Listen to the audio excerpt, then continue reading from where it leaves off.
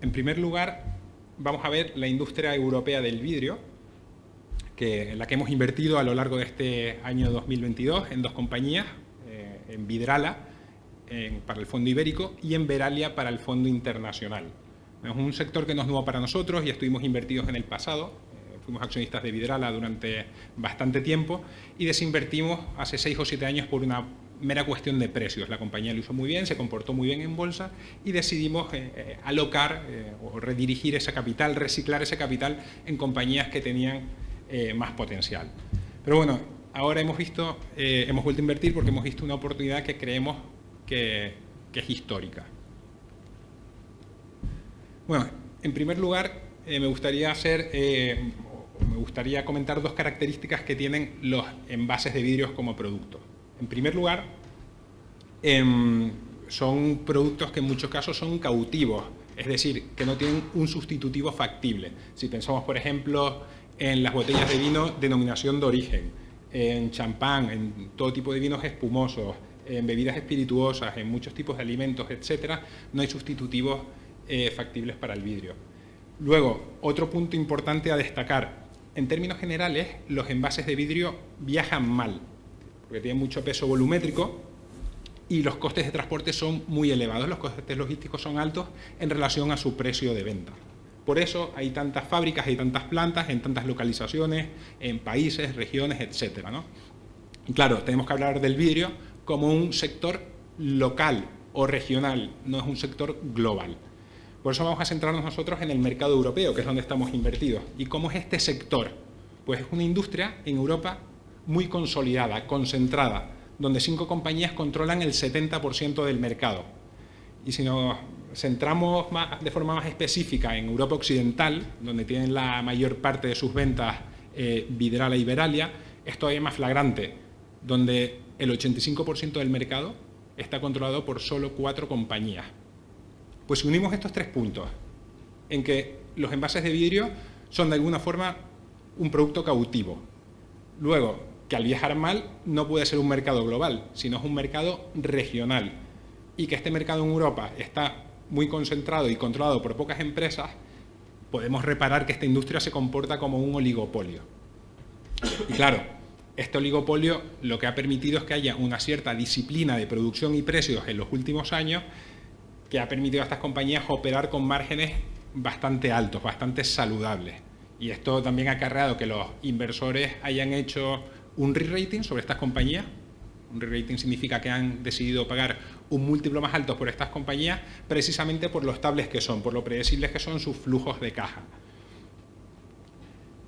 Y a pesar de todo ello, de todos estos puntos positivos, estas compañías han caído hasta un 40% en bolsa en el último año. Y todos esos múltiplos tan altos que estaban pagando los inversores se han esfumado y estamos viendo ahora mismo múltiplos no vistos en muchos años. ¿Y por qué se ha producido esto?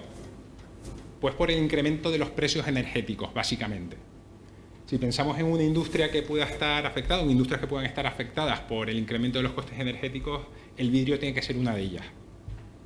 Porque para crear el vidrio, para fabricarlo, necesitas que un horno que está en el entorno de 1500 grados esté funcionando 24 horas al día, 7 días a la semana. Y además, generalmente, esos hornos se alimentan con gas.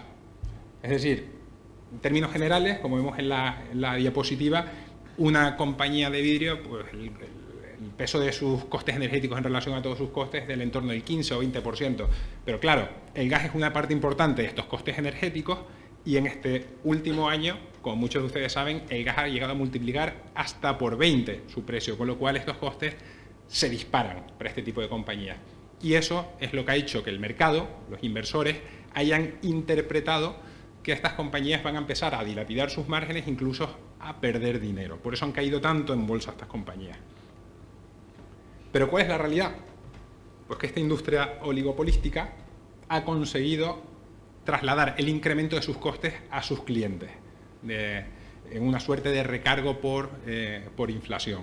Y como vemos en la evolución de esta gráfica, en la línea roja tenemos Vidrala, nuestra compañía en el Fondo Ibérico, en la línea amarilla Veralia, nuestra compañía en el Fondo Internacional.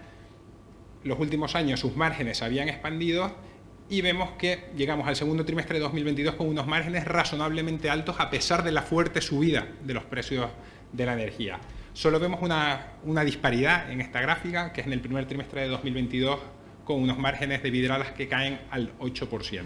Ya venían cayendo en el último trimestre de 2021 y esto se produce porque Vidrala está menos protegida, tiene menos coberturas energéticas que sus competidores.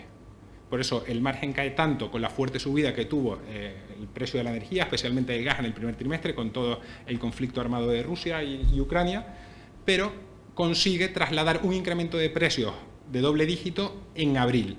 Y ya vemos que en el segundo trimestre esos márgenes se recuperan otra vez a niveles un poco más saludables. A ver, nuestra tesis no se basa en que estas compañías vayan a tener trimestres peores de márgenes, que pueda haber algún problema con la demanda. Nuestra tesis se basa en que esta industria, por cómo funciona, que es un oligopolio, va a tener en el futuro una disciplina de precios y de producción similar a la que hemos tenido en el pasado, y estos márgenes que hemos tenido también en los últimos años van a ser los mismos en el futuro. Con lo cual, para nosotros esto es una oportunidad histórica, porque las cosas no van a cambiar tanto y estaríamos comprando compañías que el mercado ha pagado históricamente por encima de 10 veces valor de empresa EBITDA, la estaríamos comprando por debajo de 5 veces en el caso de Vidrala y de 4 veces en el caso de Verallia. Con lo cual, una industria de estas características y de esta calidad es muy difícil encontrarla a estos precios. Y bueno, vamos a dar una pequeña pincelada de lo que son cada una de estas dos compañías. El caso de Vidrala, que es la compañía que tenemos en el fondo ibérico, con un peso del 2%, es una multinacional española que es el líder en la península ibérica, junto con Verallia. Además, es el segundo jugador en Reino Unido. Es una compañía familiar, controlada por los del CLO, tiene un 40%, y tienen un amplísimo historial de generación de valor para sus accionistas, sobre todo a través de la compra de terceras compañías, de compras de crecimiento inorgánico, que han conseguido integrar en el grupo de una forma sobresaliente, creando muchísimo valor para los accionistas. Tenemos una compañía que es bastante conservadora a nuestro juicio, siempre opera con un endeudamiento bajo, excepto cuando compra una compañía de fuera, sube su deuda, integra la compañía, recoge esos réditos, baja su deuda y vuelve a repetir el proceso. Y con eso ha generado muchísimo valor para los accionistas. En cuanto al impacto energético, lo he comentado antes, Vidrala opera en términos generales con menos cobertura, con lo cual está más expuesta a las variaciones de precios en el mercado, con lo cual en un entorno de subidas de precios de la energía va a estar peor competitivamente que sus competidores, al menos en el corto o medio plazo, y en el caso de una bajada abrupta de los precios energéticos, pues estará mejor. Caso de Verallia, una compañía francesa, también multinacional, pesa el 3,5 en el fondo internacional, es el líder en Europa y además es el segundo jugador en Iberoamérica. Está controlada por una compañía brasileña de inversiones, compañía con muchísimos años de experiencia, 60 años invirtiendo en compañías de consumo e industriales. Tienen el 30% del accionariado. Y aunque Verallia tiene menos historial de creación de valor para los accionistas, de gestión de capital, porque se incorpora a bolsa en 2019 tras la desinversión de Apolo, que ha sido paulatina, nosotros hemos analizado muy bien al equipo directivo, un equipo con muchísima experiencia industrial en otras compañías, también en fusiones y adquisiciones, y estamos muy cómodos con el equipo y además con el sistema o el esquema de incentivos que tienen todos los directivos de la empresa, en el que están pues, completamente alineados con nosotros como accionistas, con lo cual estamos muy cómodos en ese aspecto. Y el impacto energético de Verallia, pues normalmente cubren el 100% de su coste energético del primer año y van cubriendo un poco menos el segundo y el tercer año, con lo cual en 3 años tienen cubierto el 85% de sus costes energéticos y en esta situación de subidas de precios o cambios subidas de precios energéticos está mucho mejor protegida, por ejemplo, que Vidrala. En cambio, en una bajada de los precios energéticos estará competitivamente peor. Y bueno, ambas compañías están cotizando a 8, en torno a 8,4, 8,5 veces su flujo de caja libre, lo cual es una valoración muy atractiva para compañías que el mercado ha pagado hasta 17 veces su flujo de caja libre.